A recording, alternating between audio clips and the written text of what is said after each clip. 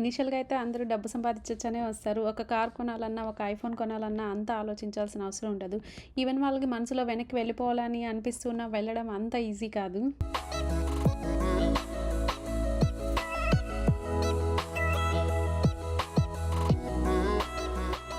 Hi అండి. అందరూ ఎలా ఉన్నారు? బాగున్నారనే అనుకుంటున్నాను. ఈరోజు ఈ వీడియోలో యూకే బావుంటుందా? ఇండియా బావుంటుందా? తెలుసుకునే ప్రయత్నం చేద్దాం. అలాగే యూకే వెళ్ళిపోయి స్థిరపడిన ఎన్ఆర్ఐస్ ఎందుకు తిరిగి రావడానికి ఇష్టపడరో కూడా తెలుసుకునే ప్రయత్నం చేద్దాము.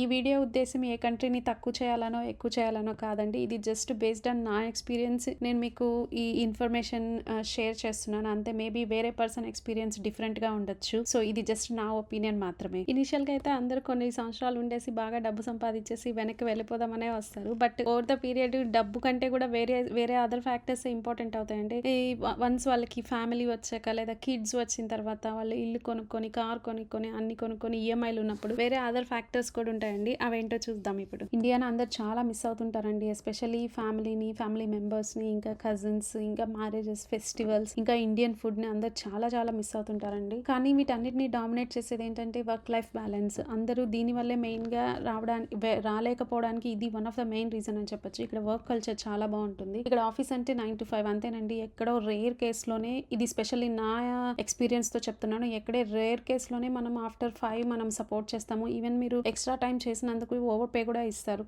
లేదా కాంపెన్సేట్ చేస్తారు మనం ఎక్స్ట్రా టైం సపోర్ట్ చేసినందుకు. ఇంకా మనము మన వర్క్ అయిపోయిందంటే 5 అయిపోయిందంటే వచ్చేసేయచ్చు. మేనేజర్ వర్క్ చేస్తున్నాడా లేదా అని మనం ఏం చెక్ చేసుకోవాల్సిన అవసరం లేదు, చెప్పాల్సిన అవసరం లేదు. మేనేజర్ ఆఫీస్లో ఉన్నా మనం వెళ్ళిపోవచ్చు, ఎవరు మనల్ని ఏం పట్టించుకోరు, మనల్ని ఏమి అనరు. ఇంకా ఇంకొక విషయం ఏంటంటే లీవ్స్ అండి. ఇది నేను చాలా ఫేస్ చేశాను. ఇండియాలో సిక్ లీవ్ పెట్టాలంటే ఎంత కష్టమో. మనకి బాగాలేనని ఫోన్ చేస్తే వాళ్ళు అడిగే క్వశ్చన్ ఏం బాగాలేదు, ఎప్పుడు వస్తారు, క్రాస్ క్వశ్చన్స్ ఉంటాయి. ఇక్కడ అలా ఏం లేదండి. మనకి నిజంగా బాగాలేదు అని మెసేజ్ పెడితే వాళ్ళు ఏమీ మాట్లాడరు. అది మాత్రం నాకు చాలా బాగా నచ్చిందండి. ఎందుకంటే మెయిన్ ఇక్కడ గవర్నమెంట్ ఎంప్లాయీస్ కి సపోర్ట్ గా చాలా రూల్స్ తెచ్చిందండి. దానివల్ల మనకి ఎంప్లాయీస్ కి చాలా రైట్స్ ఉంటాయి. ఇక్కడ మనకి బాగాలేకపోతే మనం సిక్ లీవ్ తీసుకోవచ్చు. సో మనకి వర్క్ లైఫ్ అనే బ్యాలెన్స్ అనేది ఉంటుంది. 5 అయితే మనం లాగౌట్ అయిపోవచ్చు, మన పర్సనల్ పనులు చూసుకోవచ్చు. మనకేం ఆఫీస్ ఒక్కటే లోకం కాదు కదా, మన ఫ్యామిలీ కూడా మనకు ఉంటుంది కదా. పిల్లలతో హోంవర్క్ చేయించాలన్నా, పిల్లలతో ఏదైనా బయటకు వెళ్ళాలన్నా, లేదా మనం ఏదన్నా యాక్టివిటీ చేయాలన్నా, లైక్ యోగా కావచ్చు, వాకింగ్ కావచ్చు, లేదా బ్యాడ్మింటన్ కావచ్చు, ఇలా ఏదైనా అందరికి టైం దొరుకుతుంది. సో ఈ వర్క్ లైఫ్ బ్యాలెన్స్ అనేది ఉంటుందండి. ఇండియాలో మనకి ఇది కొంచెం కష్టం అండి చెప్పాలంటే. 7 వరకు సపోర్ట్ చేయాలి, 8 వరకు సపోర్ట్ చేయాలి, 9 వరకు సపోర్ట్ చేయాలి. సో మనకి ఎలా అంటే డిమాండ్ బేసిస్ వర్క్ ఉంటే మనం 10 వరకు అయినా సపోర్ట్ చేయాలి. సో అది ఇక్కడ ఉండదండి. ఇదే మెయిన్ అడ్వాంటేజ్ అని చెప్పొచ్చండి.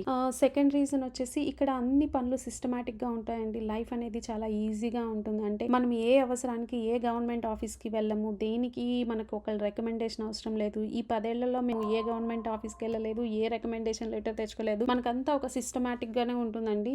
మనకి అంతా ఓపెన్ గా ట్రాన్స్పరెంట్ గా ఉంటుంది. ఇక్కడ అవినీతి ఉండదా అంటే ఉంటుంది. కాకపోతే అది మన రేంజ్ కి మనము డైరెక్ట్ గా మనము బ్రైబ్స్ ఇచ్చి పనులు చేయించుకునేలాగా మనం అసలు ఎప్పుడు ఎక్స్పీరియన్స్ చేయమండి. మేబీ అది ఎక్కడైనా మేబీ హై లెవెల్లో ఉంటుందేమో తెలియదు. బట్ మన రేంజ్కి అయితే మనము ఎవరితో రికమెండేషన్స్ కానీ, మనం ఎవరికి డబ్బులు ఇవ్వాల్సిన అవసరం కానీ దేనికి అవసరం లేదండి. అంతా చాలా ట్రాన్స్పరెంట్ గా ఉంటుంది. అంతా మనం ఇంట్లో కూర్చొని ఆన్లైన్ లోనే అప్లై చేస్తాం. మనకు కావాల్సినవన్నీ మనకి చెక్స్ కూడా ఆన్లైన్ లోనే జరిగిపోతే అంతా మనకి చాలా ఈజీగా ఉంటుందండి ఇక్కడ సిస్టమ్. ఇంకా మన బేసిక్ నీడ్స్ అయినటువంటి వాటర్ కావచ్చు, లేదా పవర్ కావచ్చు, వీటికి ఎప్పుడు అసలు డిస్రప్షన్ అనేది ఉండదండి. ఇవన్నీ ఎప్పుడు మనకి సప్లై జరుగుతూనే ఉంటుంది. నేను ఇంతవరకు అసలు పవర్ కట్ అనేది చూడలేదు ఈ కంట్రీలో ఈ 10 years లో. అలాగే వాటర్ సప్లై అనేది కూడా కంటిన్యూస్ గా ఉంటుంది. మనం సమ్మర్ వచ్చింది, వాటర్ ట్యాంకర్స్ తెప్పించుకోవాలి, అలాంటి అవసరమే ఉండదు. అలాగే రోడ్స్ అవంతా బాగుంటాయండి. మనకి ట్రాఫిక్ అంతా మనకి ఉంటుంది. ట్రాఫిక్ లేదని చెప్పను, కానీ మనకి ఇండియాలో ఉన్నట్లు అట్లా ఉండదండి. టైంకి అంతా బస్సు టైం కంటే టైంకి వస్తుంది, ట్రైన్ అయినా టైం అంటే టైంకి వస్తుంది. Maybe 1 or 2 even 1 or 2 minutes delay ఉంటుందేమో, కానీ అంతకంటే ఎక్కువ నేనైతే ఎప్పుడు నోటీస్ చేయలేదు. ఇంకా నెక్స్ట్ వచ్చేసి స్కూల్స్ అంటే ఎడ్యుకేషన్. స్కూల్స్ అయితే ఫ్రీ అండి ఇక్కడ. సో అందరూ 90% అంతా గవర్నమెంట్ స్కూల్స్కే పంపిస్తారు. ఇక్కడ ఎడ్యుకేషన్ సిస్టమ్ బాగుంటుందండి. మనము ఈ గవర్నమెంట్ స్కూల్స్ ని ఇండియాలో ఉన్న ఇంటర్నేషనల్ స్కూల్స్ తో కంపేర్ చేయొచ్చు. ఓన్లీ ఎడ్యుకేషన్ అంటే ఎడ్యుకేషన్ కాకుండా అదర్ యాక్టివిటీస్ కూడా కిడ్స్ కి ఇంపార్టెంట్ గా, అంటే స్పోర్ట్స్ ఇంకా అదర్ యాక్టివిటీస్ ని ఎంకరేజ్ చేస్తారండి. ఇవంతా ఫ్రీ అండి, అందరికీ ఫ్రీ అనండి ఇది. సో మోస్ట్లీ అందరూ ఇక్కడ గవర్నమెంట్ స్కూల్స్ కే పిల్లల్ని పంపిస్తారు. ఇది one of the main reason అండి. ఇండియా వస్తే ఇక్కడ ఇంగ్లీష్ పిక్ చేసిన పిల్లలు మనకి తెలుగు లేదా హిందీ పిక్ చేయగలరా లేదా అన్న ఒక భయం ఉంటుందండి పేరెంట్స్ కి. సడన్ గా మధ్యలో ఇండియా వచ్చాలంటే వీళ్ళు అక్కడ సెటిల్ సెటిల్ అవుతారా అవరా అని మెయిన్ రీజన్ అది కూడా ఉంటుందండి. ఇంకొకటి ఏంటంటే వీళ్ళు ఆ కల్చర్కి అడ్జస్ట్ అవ్వగలరా లేదా అని కొంతమంది ఆలోచిస్తూ ఉంటారు. ఇప్పుడు మనం సడన్గా ఇప్పుడు మన పిల్లలు 7th 8th లేదా 10th లో ఉన్నారు. ఇప్పుడు మనం తీసుకెళ్తే వీళ్ళు అక్కడ అడ్జస్ట్ అవ్వగలరా లేదా అని ఆలోచించి రావడానికి వెనకడుగు వేస్తూ ఉంటారు. ఇక్కడ ఉండడం వల్ల పర్చేసింగ్ పవర్ అనేది కూడా మనకి ఎక్కువ ఉంటుందండి. అంటే మనకి సాలరీ ఎక్కువ ఉండడం వల్ల ఆటోమేటిక్గా ఫర్ ఎగ్జాంపుల్ మనం ఏదైనా ఒక కాస్ట్లీ కార్ లైక్ 50 lakhs అలా పెట్టి కొనాలంటే ఇండియాలో వచ్చే సాలరీతో మనం చాలా ఆలోచించాలి. ఇక్కడ అంతా ఆలోచించాల్సిన అవసరం లేదు. ఫర్ ఎగ్జాంపుల్ ఐఫోన్ కొనాలన్నా మనం ఏమి అంత ఆలోచించము. మనం కొనుక్కునే స్తోమత మనకు ఉంటుంది. యాక్చువల్గా చెప్పాలంటే ఇండియాలో మనం మిడిల్ క్లాస్ మనం లగ్జరీస్ అనుకునేవన్నీ ఇక్కడ వాళ్ళకి అసలు అవి బేసిక్ నీడ్స్ అండి. సో ఇక్కడ ఉండడం వల్ల మనకి పర్చేసింగ్ పవర్ అనేది నిజంగా చాలా ఎక్కువ ఉంటుందండి ఈ ఇండియాలో చేసే జాబ్తో పోలిస్తే. ఇంకో మెయిన్ రీజన్ వచ్చేసి ప్రైవసీ అండి. ఎవరి లైఫ్ వాళ్ళది. ఇక్కడ ఎవరి లైఫ్లో జోక్యం చేసుకోరు, ఇంటర్ఫియర్ అవ్వరు, అసలు పట్టించుకోరు.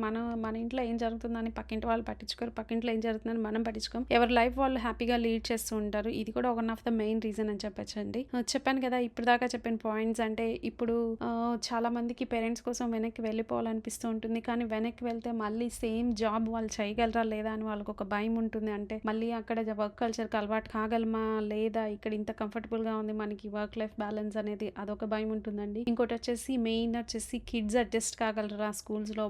వాళ్ళకి ఇప్పుడు దాకా ఇంగ్లీష్ మాత్రమే వచ్చు, ఇప్పుడు ఈ హిందీ లేదా తెలుగు పిక్ చేయగలరా. ఇక్కడ కొంచెం సిలబస్ తక్కువ ఉంటుంది ఇండియాతో కంపేర్ చేస్తే. వాళ్ళు ఇక్కడికి వచ్చి దాంట్లో కోపప్ అవ్వగలరా లేదా. ఇక్కడ ఇండియాలో టీచర్స్ స్ట్రిక్ట్ గా ఉంటారు. ఇదంతా వీళ్ళు తట్టుకోగలరా లేదా అని పేరెంట్స్ కి కొంచెం భయం ఉంటుందండి. అలాగే కొంతమంది హౌసెస్ అవి కొనుక్కొని దానికి ఈఎంఐ ఉంటుంది, దాని లోన్ కంప్లీట్ అయి ఉండదు. సో దాన్ని తీర్చాలి కాబట్టి రాలేని సిచ్యువేషన్ ఉంటుంది. సో ఇలా వేరియస్ రీజన్స్ తో ఇక్కడికి వచ్చి సెటిల్ అయిన ఎన్ఆర్ఐస్ వాళ్ళకి మనసులో ఇండియా వెళ్ళిపోవాలని ఉన్నా కూడా వాళ్ళకి వెళ్ళలేని పరిస్థితి ఉంటుందండి. సో అదండి ఎందుకు యూకే నుండి ఎన్ఆర్ఐస్ తిరిగి రావడానికి ఇష్టపడరో మీకు ఈ వీడియోలో నేను ఎక్స్ప్లెయిన్ చేశాను అనుకుంటున్నాను. మీకు కనుక ఈ వీడియో నచ్చినట్లయితే లైక్ చేయండి, షేర్ చేయండి, సబ్స్క్రైబ్ చేయండి. దానివల్ల నా ఛానల్కి ఎక్కువ రీచ్ వస్తుంది. Thank you.